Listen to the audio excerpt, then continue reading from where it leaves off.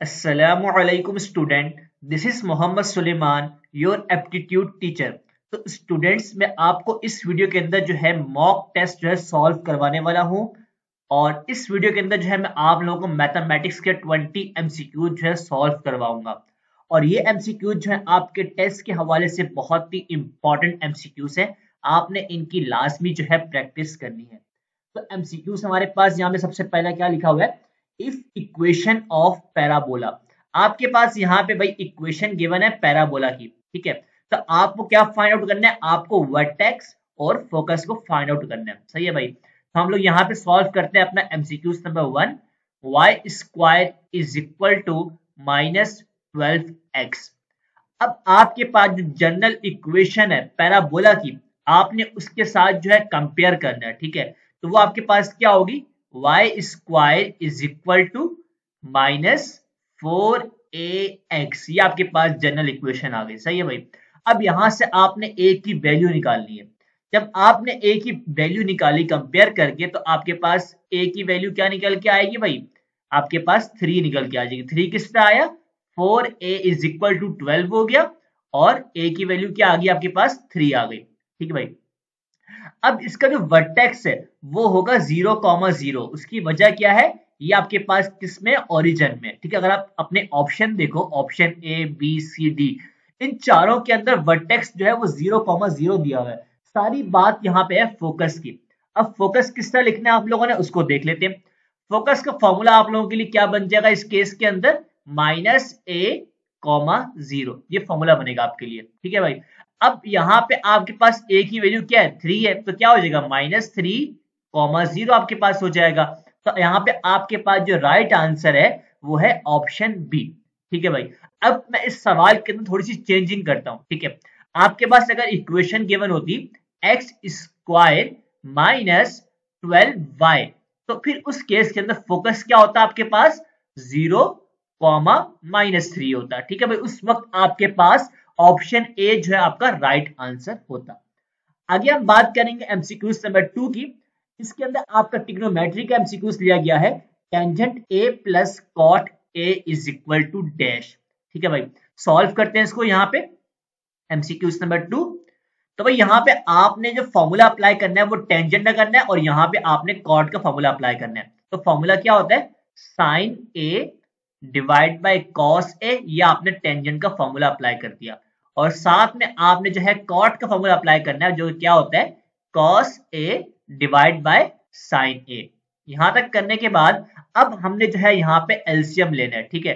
तो एलसीएम किस तरह लेंगे, डिवाइड में हमारे पास आ जाएगा कॉस ए और साइन ए आ जाएगा, ठीक है। अब ऊपर हमारे पास क्या आएगा, कॉस ए से कॉस ए कैंसिल हो जाएगा, और जो साइन ए बचा ऊपर आके मल्टीप्लाई होगा, तो हमारे पास क्या हो गया, साइन स्क्वायर ए हो गया। और इसी तरह यहाँ पे हमारे पास क्या आ जाएगा, कॉस स्क्वायर ए आ जाएगा, ठीक है भाई। अब यहाँ ऊपर आपके पास फॉर्मूला बनना है, sine square theta plus cos square theta is equal to 1, ठीक है। तो मैंने क्या लिख दिया, 1 डिवाइड बाय कॉस ए और साइन ए। यहां तक सॉल्व कर लिया।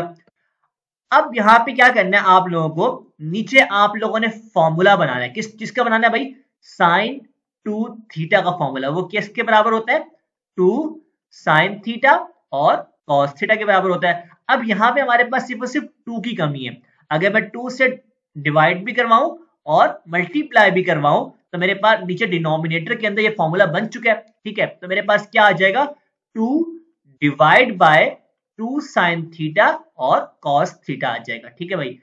अब यहाँ पे आप लोग अपना फॉर्मूला अप्लाई कर सकते हो।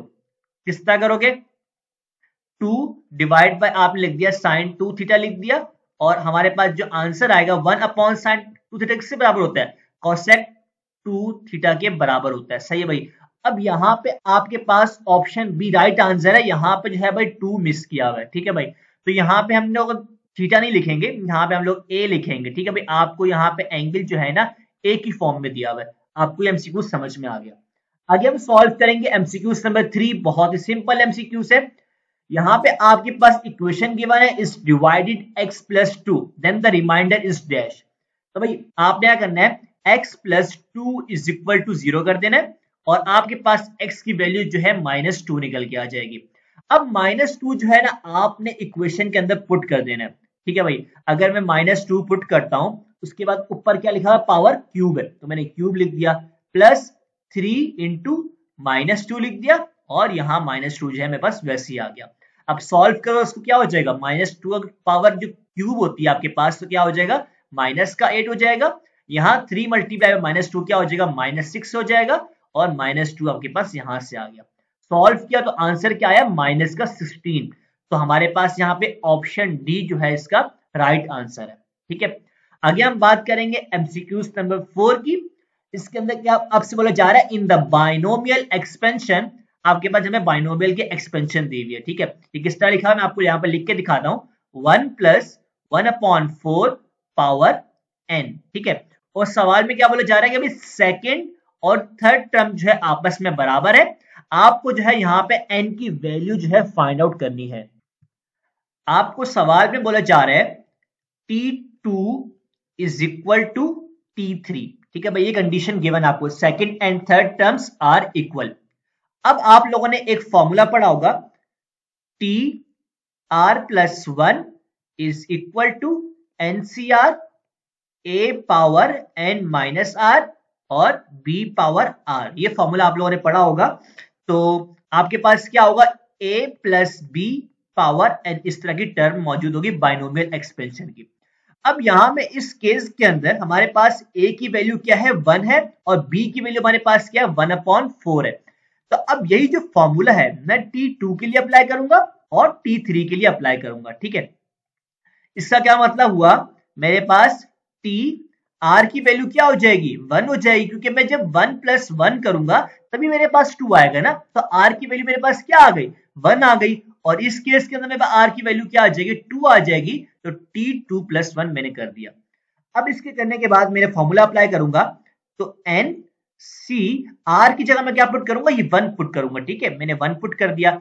अब A की जगह मैं क्या पुट करूंगा, 1 पुट करूंगा, तो मैंने 1 पुट किया, और पावर क्या आ जाएगी, n - r, तो r क्या है मेरे पास, 1 के बराबर है, तो मैंने 1 लिख दिया, ठीक है। अब b मेरे पास क्या है, 1/4 है, मैंने 1/4 लिख दिया। पावर मेरे पास क्या है, r है, तो r मेरे पास क्या है, यहाँ पे 1 है, तो मैंने यहाँ पे 1 लिख दिया, ठीक है, = अब मैं इसी तरह राइट साइड पे फॉर्मूला अप्लाई करूंगा, तो मेरे पास क्या हो जाएगा, NC r की वैल्यू क्या है, 2 लिख दूंगा मैं। अब a मेरे पास क्या है, यहाँ पे 1 के बराबर है, और n - r क्या है, 2 है, 2 लिख दिया मैंने। अब b मेरे पास क्या, 1/4 है, मैंने 1/4 लिखा, और पावर क्या थी मेरे पास, r थी, और r किसके बराबर है, यहाँ पे 2 के बराबर है, तो मैंने यहाँ पे स्क्वायर लिख दिया, ठीक है भाई। अब क्या करना है आप लोगों ने, अब आपने NC1 के फॉर्मूले को जो है यहाँ पे ओपन करना है। इसको ओपन करने का क्या तरीका है भाई, आप n फैक्टोरियल लिखेंगे, ठीक है, डिवाइड में क्या करेंगे, 1 का फैक्टोरियल, और उसके बाद n - 1 का फैक्टोरियल। तो ये जो है आपने इसके फॉर्मूले को यहाँ पे ओपन कर दिया। अब 1 के ऊपर कोई भी पावर हो उससे कोई फर्क नहीं पड़ता, तो ये टर्म आपके पास 1 के बराबर आ जाएगी, ठीक है। अब ये 1/4 आपके पास एक दफा है और यहाँ पे 2 दफा है, तो ये कैंसिल आउट हो जाएगा, तो ये हमारे पास सिर्फ और सिर्फ लेफ्ट साइड पे यही आएगा, ठीक है। अब यहाँ पे दोबारा मैं NC2 का फॉर्मूला अप्लाई करूंगा, तो मेरे पास क्या हो जाएगा, n फैक्टोरियल डिवाइड में मेरे पास क्या आएगा, 2 फैक्टोरियल आएगा, और n - 2, और ये फैक्टोरियल आ जाएगा, ठीक है भाई।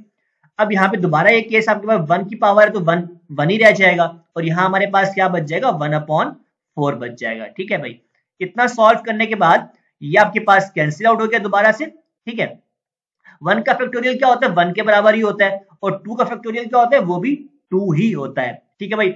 2 को आपने 4 से मल्टीप्लाई किया, क्या हो जाएगा, 8 हो जाएगा, 8 को आपने वहां शिफ्ट कर दिया, ठीक है, 8 आपके पास यहाँ पे आ गया, और उसके बाद n - 2 फैक्टोरियल भी आपने वहां पे शिफ्ट कर दिया, n - 2 फैक्टोरियल, ठीक है। और ये जो टर्म आपके पास n - 1 फैक्टोरियल है, ये आपने वहां पे शिफ्ट कर दी, n - 1 फैक्टोरियल, ठीक है भाई। यहां से आपने n की वैल्यू निकालनी थी, तो आपने क्या किया, आपने 8n - 2 फैक्टोरियल यहाँ पे लेफ्ट साइड पे वैसे ही रखा। अब आपने इस फैक्टोरियल को सॉल्व करना है कि आपके पास n - 2 आ जाए, ठीक है भाई। तो हम n - 1 करेंगे, और आप जब एक और टर्म आगे मूव करेंगे तो आप एक और नंबर को जो है माइनस करवाएंगे, तो क्या हो जाएगा, n - 2 फैक्टोरियल हो जाएगा। अब इससे क्या हुआ, अब आपके पास ये चीज और ये चीज क्या होगी, कैंसिल आउट होगी। ठीक है भाई, 8 is equal to n minus 1 के बराबर आ गया और n की वैल्यू क्या आ गई आपके पास, 9 के बराबर आ गई। थोड़ा सा एमसीक्यू जो है बहुत लेंथी एमसीक्यू था, लेकिन इसको समझना जो है आप लोगों के लिए बहुत जरूरी है। इस तरह का एमसीक्यू जो है आपसे पूछ सकता है। आगे हम बात करेंगे एमसीक्यू नंबर 5 की। Find the length of tangent from 5,1। ठीक है भाई, यहाँ पे आपको x और y की वैल्यू जो है गिवन है और यहाँ पे आपके पास जो है सर्किल की इक्वेशन भी गिवन है। आपके लेंथ ऑफ टेंजेंट जो है फाइंड आउट करना है। इसको सॉल्व करने का क्या तरीका है कि आपने स्क्वायर रूट लेना है और आपके पास जो इक्वेशन है सर्किल की उसके अंदर आपने x और y की वैल्यू पुट करनी है। ठीक है, तो मेरे पास क्या हो जाएगा, 5 का स्क्वायर हो जाएगा प्लस 1 का स्क्वायर हो जाएगा प्लस 6 मल्टीप्लाई बाय x, तो मेरे पास 6 मल्टीप्लाई बाय 5 हो जाएगा और उसके बाद क्या लिखा हुआ है मेरे पास, माइनस का 4, y की वैल्यू क्या है मेरे पास 1 है तो मैंने यहाँ पे 1 पुट कर दिया और माइनस का 3 आ गया। ठीक है भाई, अब आपने इस पूरी टर्म को जो है भाई सॉल्व कर लेना है। सॉल्व करने के बाद आपके पास जो निकल के आएगा 56 माइनस 7 आएगा। इसको आप मजीद सॉल्व करेंगे तो आपके पास स्क्वायर रूट 49 आएगा और 49 का स्क्वायर रूट लेंगे तो आपके पास क्या आंसर आ जाएगा, 7। तो हमारे पास यहाँ पे ऑप्शन सी जो है इसका राइट आंसर होगा। ठीक है भाई, आगे हम बात कर लेते हैं एमसीक्यूज नंबर 6 की। यहाँ पे जो है आपको length of latus rectum find करना है। आपके पास यहाँ पे जो है पैराबोला की इक्वेशन जो है सवाल के अंदर गिवन है। ठीक है भाई, तो अब आपने इसको जो है भाई प्लस 12x को राइट साइड पे लेके चले जाना है। ठीक है, तो हमारे पास क्या हो जाएगा, y square is equal to minus का 12x हो जाएगा। ठीक है, अब इसको आपने जनरल इक्वेशन के साथ कंपेयर करवाना है। तो जनरल इक्वेशन आपके पास क्या होगी, y square is equal to minus 4ax। a की वैल्यू क्या आएगी आपके पास, a की वैल्यू यहां से आपके पास निकल के आएगी 3। ठीक है भाई, अब लेंथ ऑफ लेटेस्ट रेक्टम जो पैराबोला के अंदर फॉर्मूला होता है वो बराबर होता है 4a के।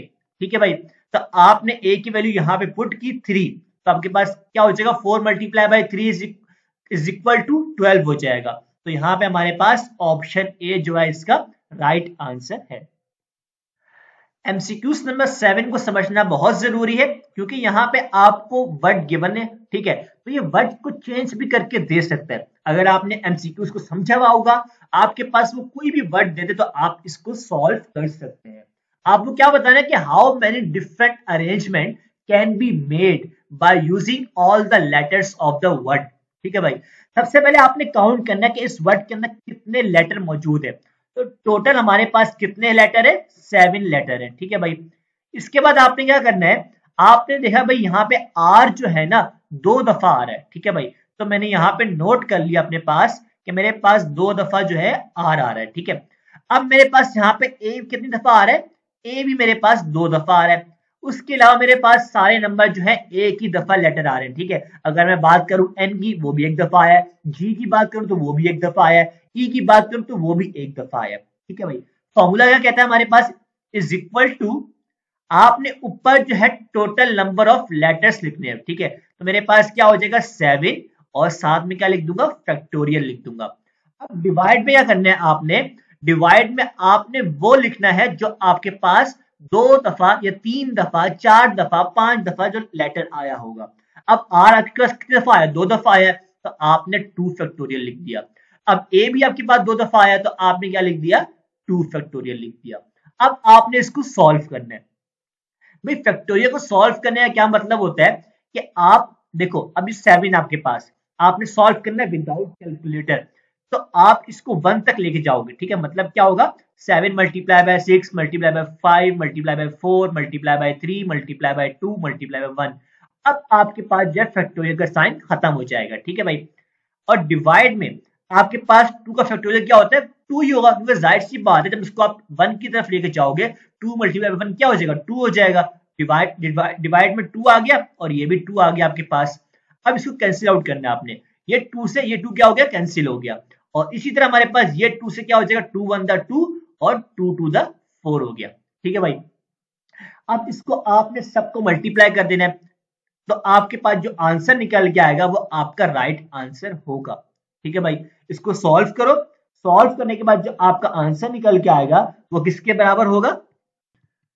इतनी तो आप लोगों की मैथ स्ट्रांग होनी चाहिए कि आप विदाउट कैलकुलेटर जो है इस कैलकुलेशन को सॉल्व कर लो, तो आपके पास जो राइट आंसर आएगा वो ए ऑप्शन होगा। ठीक है भाई, आगे हमारे पास 8 एमसीक्यूज क्या है, आपके पास जो है फोर्स का वेक्टर गिवन है और उसके अलावा आपके पास जो है भाई पोजीशन वेक्टर गिवन है। ठीक है भाई, आपको वर्क डन फाइंड आउट करना है, बहुत ही आसान है। वर्क डन का फॉर्मूला क्या होता है? Force into displacement. ठीक है भाई, अब यहां से आपको डेल्टा आर जो है सॉल्व करना है, उसके बाद आपने जस्ट यहाँ पे पुट करना है और उसको सॉल्व कर लेना है। डेल्टा आर आप लोग किस तरह निकालेंगे? Delta R is equal to R2 minus R1। ठीक है भाई, ये आपके पास क्या है? पहला वाला आई होता है, दूसरे वाला क्या होता है? जे होता है। ये भी क्या आपके पास आई है और ये क्या है? जे है। तो 4 में से माइनस किया 1 क्या आ जाएगा? 3i आ जाएगा। ठीक है, 5 में से 1 माइनस किया तो क्या आ जाएगा? 4 आ जाएगा, तो प्लस 4j। ये आपके पास आ गया डेल्टा आर। ठीक है भाई, फोर्स आप लोगों को पहले से गिवन है, क्या है आपके पास? 2i plus 5j। ठीक है, तो आपने मल्टीप्लाई कराना है इसको 3i प्लस 4j के साथ। ठीक है भाई, 2 3 का क्या हो जाएगा? 6 हो जाएगा, प्लस 5 4 का क्या हो जाएगा? 20 हो जाएगा। तो आपके पास 26 जो है इसका राइट आंसर होगा। यहाँ पे हमारे पास ऑप्शन ए जो है इसका राइट आंसर है। आगे 9 एमसीक्यूज की बात करें, मल्टीप्लिकेटिव इनवर्स। भाई यहाँ पे आपको एडिटिव इनवर्स पूछ सकता है, तो लेकिन यहाँ पे उसने मल्टीप्लिकेटिव इनवर्स पूछा। ठीक है, अब यहाँ पे आपके पास स्क्वायर रूट 3 है, तो आपने क्या करना है? आपने 1 डिवाइड बाय रूट 3 कर देना है और कॉमा 1 डिवाइड बाय रूट 2 कर देना है। ठीक है, तो हमारे पास यहाँ पे कौन सा आंसर राइट है? यहाँ पे भाई हमारे पास जो है इसका राइट आंसर ऑप्शन ए होगा। ठीक है, यहाँ पे मिस्टेक है, यहाँ पे हमारे पास स्क्वायर रूट 3 आएगा। ठीक है भाई, इसको आप लोगों को करेक्ट कर लेना है। अगर हमारे पास यहाँ पे एडिटिव इनवर्स होता तो क्या हो जाएगा? तो हम लोग साइन चेंज करते हैं, जस्ट हम लोग जो है साइन को चेंज कर देंगे। ठीक है भाई, आगे हम बात करेंगे 10 एमसीक्यूज की। बहुत ही आपको समझने वाला एमसीक्यूज है, कॉन्सेप्ट है एमसीक्यूज के अंदर। अगर आप इसको समझोगे नहीं तो आप इसको सॉल्व नहीं कर सकते। आपके पास यहाँ पे 3 सेट गिवन है, ए बी और सी। आपको भाई ये चीज फाइंड आउट करनी है। अब आप लोग परेशान के भाई ये क्या चीज है, तो समझते हैं इसको भाई। बी डैश ए, ठीक है भाई, इसका क्या मतलब है? इसको समझना सबसे पहले बहुत जरूरी है। इसका मतलब ये है belongs to B but does not belong to A. क्या मतलब है समझते हैं इसको भाई। आपके पास बी सेट ये रहा और ए सेट ये रहा। ठीक है भाई, आपने ये देखना है कि आपके पास जो बी सेट के अंदर जो एलिमेंट्स है, ठीक है, कौन सा ऐसा एलिमेंट है जो कि ए के अंदर ना हो। ठीक है भाई, बी अगर देखें तो हम ए के अंदर मौजूद है, सी देखें तो सी भी मौजूद है और ई भी मौजूद है, लेकिन जी और एच ऐसे हैं जो कि मौजूद नहीं है। तो जी और एच जो है ना आपके पास इसका राइट आंसर होगा। ठीक है भाई, तो इस तरह आपने इसको सॉल्व करना है। अगर मैं आप लोगों को बोलूं कि मुझे ए डिवाइड बी निकाल के दिखाओ, ठीक है, तो अब क्या करना है? अब आपने क्या देखना है कि ए सेट के अंदर ऐसा कौन सा एलिमेंट है जो कि बी के अंदर नहीं हो। ठीक है भाई, अब देखो यहाँ पे ए नहीं है बी के अंदर, ठीक है, तो ए आपके पास आ जाएगा आंसर के अंदर, ए आ जाएगा। ठीक है, उसके अलावा बी मौजूद है, सी भी मौजूद है, डी मौजूद नहीं है, तो आपके पास ए कॉमा डी जो है इसका राइट आंसर होगा। ठीक है भाई, अभी हम लोगों ने ये सॉल्व कर लिया। अब आपने इसको सी के साथ सॉल्व करना है। ठीक है, तो सी के साथ किस तरह सॉल्व करेंगे? बी डिवाइड बाय ए और डिवाइड बाय सी। ठीक है भाई, अब आपने इस वाले सेट को देखना है सी के साथ। ठीक है भाई, ऊपर जो लिखा हुआ होता है ना, आपने उस सेट का देखना होता है कि सी के अंदर कौन सा नहीं है। ठीक है भाई, तो भाई हमारे पास इसमें क्या जी है और जी हमारे पास सी के अंदर मौजूद है, एच भी हमारे पास सी के अंदर मौजूद है, तो मतलब कोई भी एलिमेंट हमारे पास नहीं है जो कि हमारे सी के अंदर ना हो, तो हमारे पास इसका नल सेट जो है इसका आंसर आ जाएगा। ठीक है, तो ऑप्शन बी जो है हमारे पास इसका राइट आंसर है। आगे हम बात करेंगे 121 एमसीक्यूज, जो कि हमारी वीडियो के अंदर 11 एमसीक्यूज है। भाई यहाँ पे आपके पास जो है -4 और 8 जो है आपको root of quadratic equilibrium given है। आपको बताना है कौन सी इक्वेशन जो है सही है। ठीक है भाई, आप क्या करो, सिंपल इसका तरीका ये है कि आप -4 जो है ना पुट करके चेक करो और 8 भी पुट करके चेक करो, जिससे आपका 0 0 आंसर आ जाए, वो आपका राइट आंसर होगा। पहली इक्वेशन ले लेते हैं, -4 पुट करते हैं, -4 का जब स्क्वायर करोगे क्या हो जाएगा? 16 हो जाएगा। और यहां जब -4 पुट करोगे तो क्या हो जाएगा? माइनस माइनस क्या हो जाएगा? प्लस, और 4 4 द 16 हो जाएगा और -32 इज इक्वल टू 0। अब यहाँ आपके पास ये प्रूफ कर गई, मतलब हमारे पास -4 प्रूफ कर गया। अब देखो बेटा, सिर्फ आपने एक चेक नहीं करना, आपने दोनों वैल्यूज पुट करके चेक करनी है, ठीक है। अब 8 पुट करो यहाँ पे, 8 का स्क्वायर क्या होता है 64 होता है, आपने 64 लिख दिया, माइनस 4 8 का क्या होगा 32 होगा, -32 आ गया और साथ में -32 आ गया। ये भी आपका जो है वेरीफाई कर गया, मतलब आपका पहला ऑप्शन ही ठीक मौजूद है। अगर हमारे पास पहला ऑप्शन ठीक नहीं होता तो हम ऑप्शन बी चेक करते, इसी तरह ऑप्शन सी और ऑप्शन डी जो है हम लोग यहाँ पे चेक करते, ठीक है भाई। आगे आपको क्या करना है, विच टर्म ऑफ सीक्वेंस, यहाँ पे भाई आपके पास जो है एक सीरीज गिवन है। सबसे पहले आपको ये पता लगाना है कि भाई कौन सी सीरीज गिवन है, ये एपी की सीरीज गिवन है, ये जीपी की सीरीज गिवन है, तो ये आपको पता कराना जो है बहुत जरूरी है। तो भाई आपके पास जो फर्स्ट टर्म है उसको हम लोग ए से डिनोट करते हैं, तो ए की वैल्यू हमारे पास क्या है 8 इनवर्स है, ठीक है। तो हम सबसे पहले चेक करते हैं कि ज्योमेट्रिक प्रोग्रेशन ये है या नहीं है। तो ज्योमेट्रिक प्रोग्रेशन में हम लोग क्या करते हैं, हम लोग रेशियो लेते हैं सेकंड टर्म का और फर्स्ट टर्म का, ठीक है, T2 डिवाइड बाय T1। तो T2 मेरे पास क्या है भाई 4 का इनवर्स है, तो मैंने 4 का इनवर्स लिख दिया, डिवाइड बाय 8 इनवर्स, तो मैंने 8 इनवर्स लिख दिया, ठीक है। इसको सॉल्व करते हैं, जब आप इसको सॉल्व करोगे तो आपके पास आंसर आएगा 2 के बराबर, ठीक है। भाई एक से काम नहीं चलता, आप दूसरी भी आगे मूव करेंगे। अब आप थर्ड और सेकंड टर्म का आपस में रेशियो लेंगे, ठीक है भाई, R is equal to T3 divide by T2। अब यहाँ आपके पास क्या है 2 का इनवर्स डिवाइड बाई 4 का इनवर्स, सॉल्व करोगे दोबारा से आपके पास जो है भाई कॉमन रेशियो 2 आ रहा है, मतलब ये कि आपकी ये ज्योमेट्रिक प्रोग्रेशन की सीरीज है। अब यहाँ पे हम लोग ज्योमेट्रिक प्रोग्रेशन का फॉर्मूला अप्लाई कर सकते हैं, यहाँ पे आपको n की वैल्यू फाइंड आउट करनी है, ठीक है। तो हमारे पास फॉर्मूला क्या होता है, Tn is equal to AR power n minus 1, ठीक है भाई। हमारे पास लास्ट टर्म क्या है 32 है, मैंने यहाँ पे 32 पुट कर दिया, इज इक्वल टू ए आपके पास क्या है फर्स्ट टर्म, ठीक है भाई, इसको मैं लिख दिया 1 डिवाइड बाय 8 लिख दिया। अब यहाँ पे मेरे पास जो है भाई आर क्या है, आर आपके पास आया था 2 निकल के आ जाए, ठीक है, तो मैंने यहाँ पे 2 पुट कर दिया और n माइनस 1 जो है मैंने इसी तरह यहाँ पे लिख दिया, ठीक है। अब आपने 8 को मल्टीप्लाई करना है 32 के साथ, तो आपके पास क्या आंसर आ जाएगा 256 आ जाएगा, ठीक है, और 2 पावर n माइनस 1 इसी तरह आ जाएगा। अब 2 पावर आपने बेस सेम करनी है तभी आप n की वैल्यू निकाल पाओगे, तो 2 पावर 8 जो है ना आपके पास 256 के बराबर होता है, ठीक है। तो अब बेस सेम हो चुकी है, तो हमारे पास क्या हो जाएगा 8 is equal to n minus 1, n की वैल्यू जो है आपके पास 9 निकल के आएगी, तो ऑप्शन ए जो है हमारे पास यहाँ पे राइट आंसर है। आगे हमारे पास एमसीक्यू नंबर 13 है, if omega is the complex cube root of unity, इसको हम लोग यहाँ पे जो है सॉल्व कर लेते हैं। तो भाई हमें सवाल के अंदर क्या गिवन है 1 माइनस ओमेगा का स्क्वायर और हमारे पास जो है इसका पावर जो है 4 है, ठीक है भाई। अब मैं क्या करता हूं इसमें, यहाँ पे जो है भाई 1 लिख दिया मैंने, माइनस कॉमन ले लिया, ठीक है, मैंने माइनस कॉमन लिया तो मेरे पास क्या हो जाएगा ओमेगा प्लस ओमेगा स्क्वायर हो जाएगा, ब्रैकेट क्लोज, और इसकी जो होल पावर है वो क्या है 4 के बराबर है।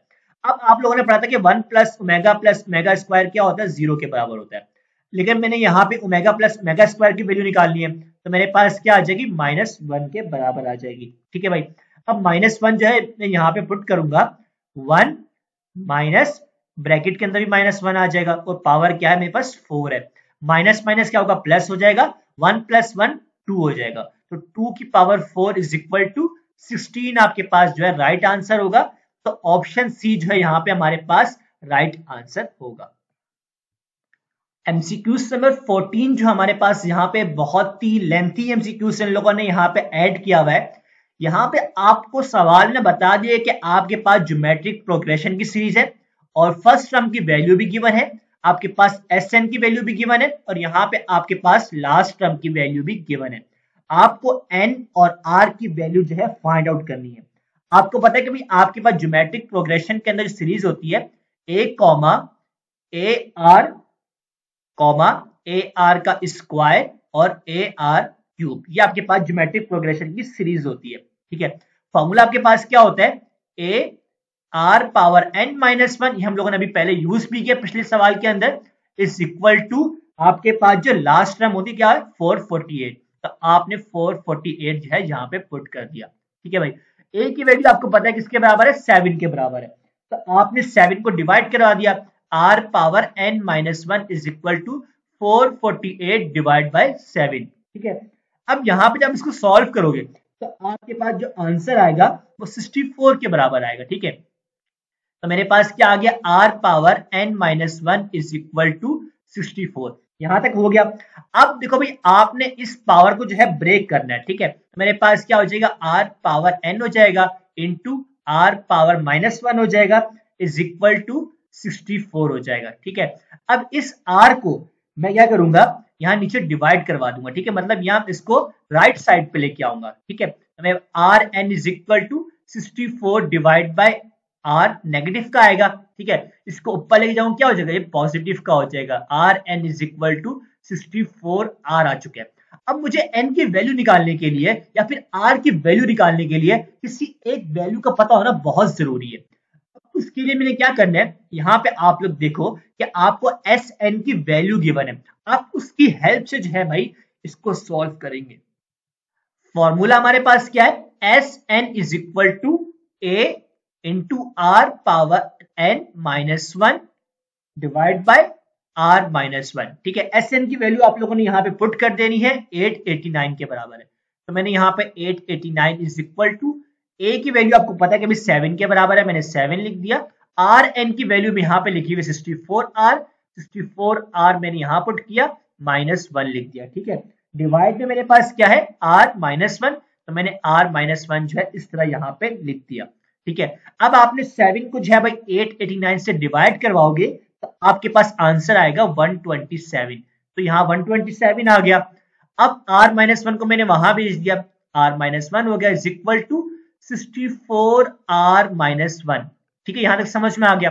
अब इसको आपने सॉल्व करना है, ब्रैकेट से मल्टीप्लाई कराओ, क्या हो जाएगा 127r minus 127 is equal to 64r minus का 1। ठीक है भाई, अब यहां से आप लोगों ने r की वैल्यू निकालनी है। आप इसको सॉल्व करोगे तो आपके पास r की जो वैल्यू निकल के आएगी वो 2 के बराबर होगी। ठीक है, अब आपने इस r की जो वैल्यू 2 निकल के आई है आपने यहाँ पे पुट करना है। ठीक है, मैं पुट करता हूं इसको यहाँ पे, 2 power n is equal to 64 multiply by 2। ठीक है भाई, अब 64 को मैंने 2 से मल्टीप्लाई किया, क्या हो जाएगा 128 हो जाएगा और 2 पावर n आ जाएगा। अब आपको पता है कि आपने बेस सेम करनी है, 2 power n is equal to 2 power 7 जो है ना आपके पास 128 के बराबर होता है। अब बेस सेम हो चुकी है तो n की वैल्यू क्या आ जाएगी, 7 के बराबर आ जाएगी। n की वैल्यू 7 है और r की वैल्यू क्या है, 2 है। अब यहाँ पे सबसे पहले क्या बोला गया, आपने n निकाल लिया, तो n आपके पास 7 आ रहा है। ठीक है, तो हमारे पास ए ऑप्शन राइट है क्योंकि इसके अंदर r की वैल्यू 2 गिवन है। ठीक है भाई, तो हमारे पास एमसीक्यू सॉल्व हो चुका है, थोड़ा सा लंबा एमसीक्यू था, मैंने आपको समझा दिया। आगे 125 एमसीक्यूज के अंदर आपको मॉड फाइंड करना है, आपके पास जो है डेटा गिवन है। ठीक है भाई, तो मॉड क्या होता है, आपके पास जो नंबर ज्यादा रिपीट होगा, बहुत ज्यादा दफा आएगा, तो वो आपका आंसर होगा। ठीक है, अब जो हमारे पास यहाँ पे आपने देखना है कि भाई कौन सा नंबर जो है कितनी दफा रिपीट हुआ है। अगर मैं यहाँ पे 6 की बात करूं, 6 जो है हमारे पास 3 दफा रिपीट हुआ है। अगर मैं बात करूं 7 की, तो 7 जो है हमारे पास 4 दफा रिपीट हुआ है। और उसके अलावा अगर मैं बात करूं 14 की, तो 14 जो है ना हमारे पास 5 दफा रिपीट हुआ है और 15 जो है हमारे पास 4 दफा रिपीट हुआ है। तो सबसे ज्यादा हमारे पास क्या हुआ, 14 हुआ है। हमारे पास इसका राइट आंसर क्या होगा, ए ऑप्शन जो हमारे पास इसका राइट आंसर होगा। आगे 16 एमसीक्यू के अंदर हमने क्या करना है, आपको z is equal to cos theta plus iota sine theta given है, आपने मॉड z जो है फाइंड आउट करना है। इसको सॉल्व करने का तरीका क्या है कि आपने जो है भाई, आपको जो गिवन है आपने इन दोनों का स्क्वायर करना है। ठीक है, तो मैंने स्क्वायर किया कॉस थीटा का स्क्वायर प्लस साइन थीटा का स्क्वायर। ठीक है, सॉल्व करोगे तो आपके पास क्या बन जाएगा, ये cos square theta plus sign square theta बन जाएगा, जो कि आपके पास 1 के बराबर होता है। ठीक है भाई, स्क्वायर रूट 1 क्या होगा, ये भी 1 आंसर आएगा आपके पास। तो हमारे पास यहाँ पे ऑप्शन बी जो है इसका राइट आंसर होगा। अगला एमसीक्यूज हमारे पास जो 17 एमसीक्यूज है, बहुत ही कॉन्सेप्चुअल एमसीक्यूज है, इसको समझना बहुत जरूरी है आप लोगों के लिए।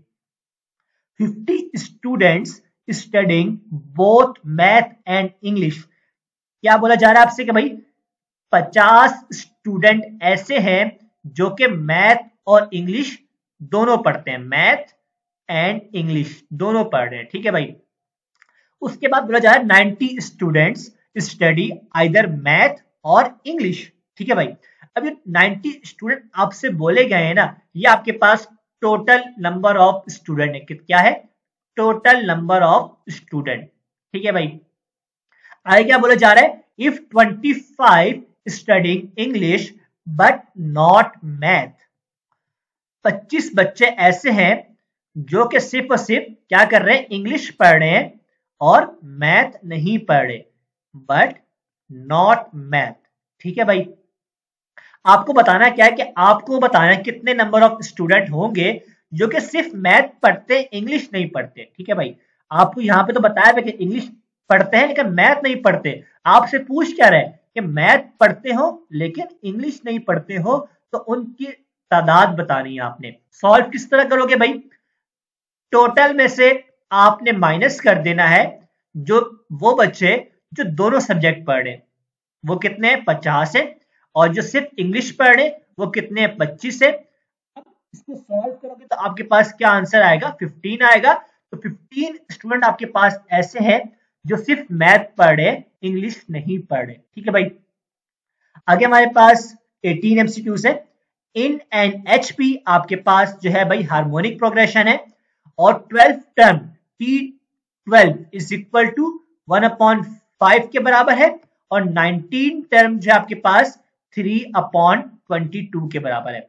आपको भाई 15 टर्म फाइंड आउट करनी है, इसको सॉल्व कर लेते हैं।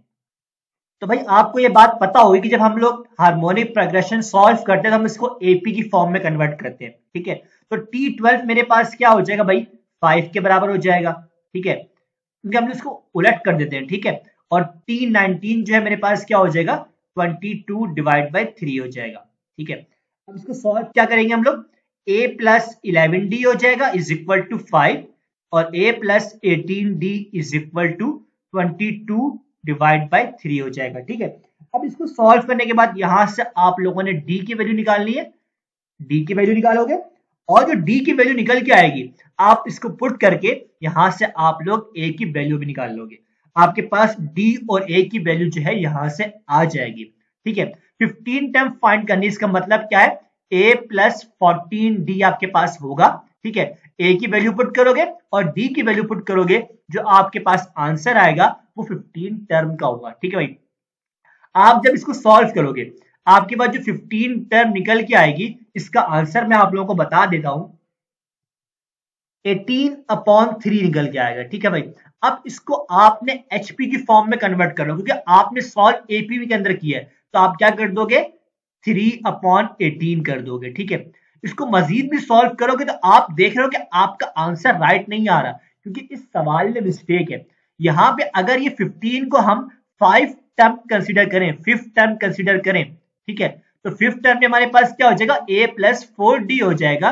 तो वक्त आपके पास जो है भाई राइट आंसर आएगा, जो कि बराबर होगा 3/7 के। ये मैं आपको HP के अंदर बता रहा हूं, ठीक है। तो यहाँ पे हमारे पास ऑप्शन C इसका राइट आंसर होगा। तो आप लोगों ने इसको खुद सॉल्व करना है, ठीक है भाई। जो 19 MCQs है, आप लोगों के लिए बहुत ही एक न्यू MCQs है, आप लोगों ने इससे पहले सॉल्व नहीं किया होगा। मैं आप लोगों को ये डिटेल में सॉल्व करवाता हूँ। आपके पास यहाँ पे इक्वेशन गिवन है 9x² minus 16y² is equal to 144। सबसे पहले आपने राइट साइड जो 1 बनानी है, ठीक है। तो उसके लिए आप लोग क्या करोगे? 144 से डिवाइड करवा दोगे अपनी इक्वेशन को, ताकि आपके पास जो है भाई राइट साइड पे क्या बन जाए? 1 बन जाए, ठीक है। तो सॉल्व करने के बाद मेरे पास क्या आ जाएगा? x² divide by 16 minus y² divide by 9 is equal to 1। ये आपके पास हाइपरबोला की इक्वेशन के बने, ठीक है भाई। आइसमटोट के लिए हम लोग क्या करते हैं? अगर आपके पास x पॉजिटिव है और या y पॉजिटिव है, दोनों के लिए फॉर्मूला जो है आइसमटोट का अलग होता है। अब हमारे केस के अंदर x की वैल्यू क्या आ रही है? पॉजिटिव में आ रही है, ठीक है। तो मतलब ये कि हम x पॉजिटिव वाला फॉर्मूला अप्लाई करेंगे, जो कि हमारे पास क्या होता है? y is equal two plus minus b divide by a और x।